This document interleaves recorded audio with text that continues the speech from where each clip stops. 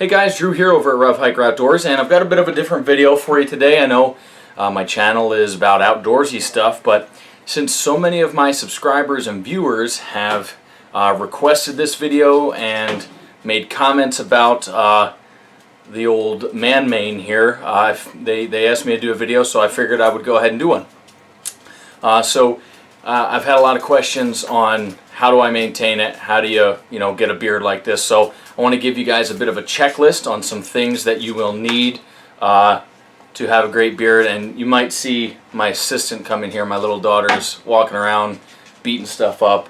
She actually helps me with my beard, and so that's the first thing well, let me just go in order. First thing you need to be to grow a beard is you need to be a man. Sorry ladies, but that's kind of one of the prerequisites. Number two, you need some time. It's going to take a while to grow a beard.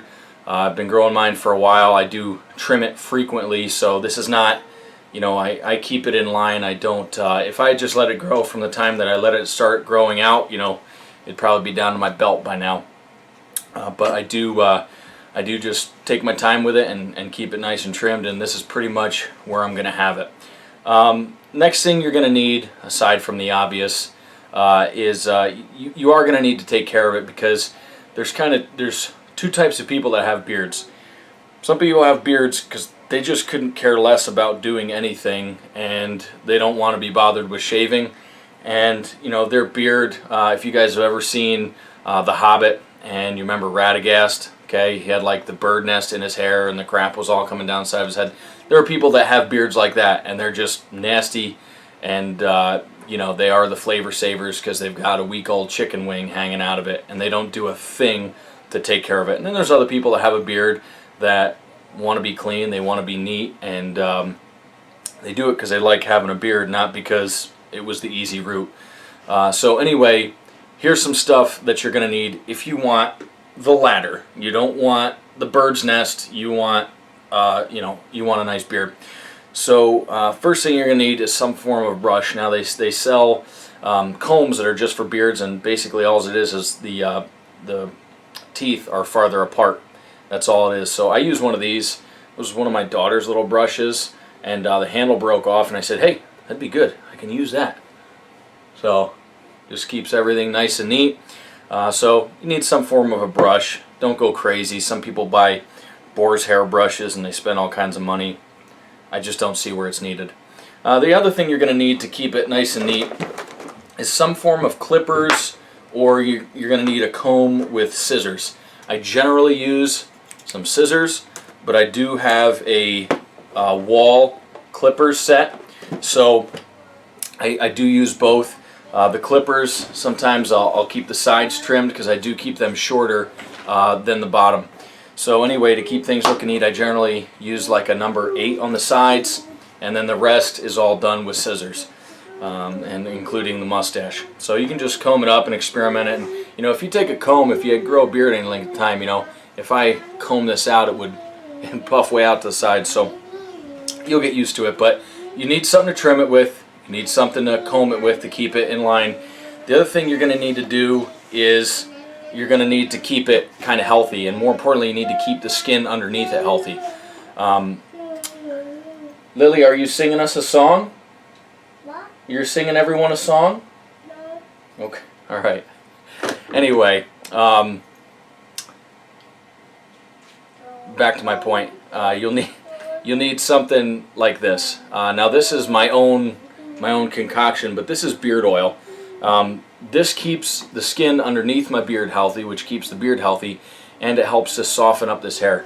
A lot of beards, feel like the guy's got a piece of steel wool hanging off his chin. Well, my wife doesn't like that, so I keep my beard soft so that I can keep my beard. So I use beard oil. Now I put 4 different oils in this, and it's my own. Like I said, I looked into buying beard oil, but I didn't really want to spend that money, so I spent a little extra in the beginning, and I bought several oils, and now I've got beard oil for like the next several years. So anyway, this is if I was going to give you a rough mixture, because that's what I do, this is a 2-ounce spray bottle. I do about 2 fingers of grapeseed oil. Then I do maybe a 1/4 inch of almond oil. Then I do a couple squirts of jojoba oil. And then I do 60 drops of tea tree oil.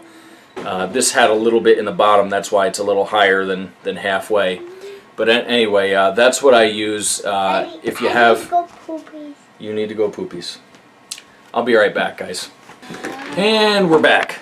That is part of the joys of having children. So thanks for bearing with me, guys.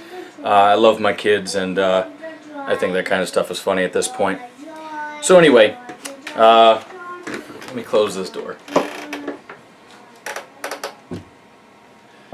She likes singing. So anyway, back to my point. I just mix this up roughly, and works out really well for me. The last thing I'll touch on, so first you need to be a dude. Then you need time, because it's going to take some time. You need a brush. You need something to trim it with, because you don't want it looking like a bird's nest, alright? And you need something to condition it, like this. And then you're going to need to wash it properly. So I think one of the mistakes a lot of people make is they'll hit it with their regular, say, Head and Shoulders or whatever shampoo you're using, and they'll just scrub it up, you know, every day or twice a day when you're in the shower. And that's not going to be a good thing, because that's going to strip all the oils off the skin underneath, and that's part of the reason that your beard is going to itch when you start growing it. And it's going to itch a little bit regardless when you first start growing, but that's going to increase it because your skin underneath is getting dry, and you, like I've seen guys where they'll scratch your beard and you see all these flakes coming down, and that's a no-no. You don't want that. So you want the skin underneath healthy. That's a lot of what the tea tree oil is in this. That really helps out with that. But don't wash it with like a hard, you know, like a harsh shampoo like that. I use, I think it's Dr. Wood's Shea Vision Peppermint Castile soap. And no, I didn't go out and buy that. My wife had it, and I said, smelled it one day in the shower. I said, oh, it smells kind of good. And I started reading the thing, and I said, well, maybe that would work for my beard, because I was going the route of just using shampoo.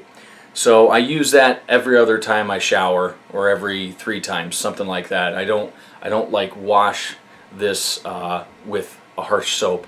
I just use that. It's a nice natural soap, and it doesn't, you know, you don't feel like your skin's all dry and nasty underneath there anyway.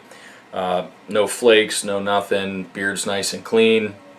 And truthfully, I get a lot of comments on YouTube about it. I get a lot of comments on Instagram, and I just get a lot of comments, period, whether it be in the church or at my other job. So if you keep it looking nice, you take a little time to keep it up, it's going to look good, and people won't look at you like you're going to steal their car or something.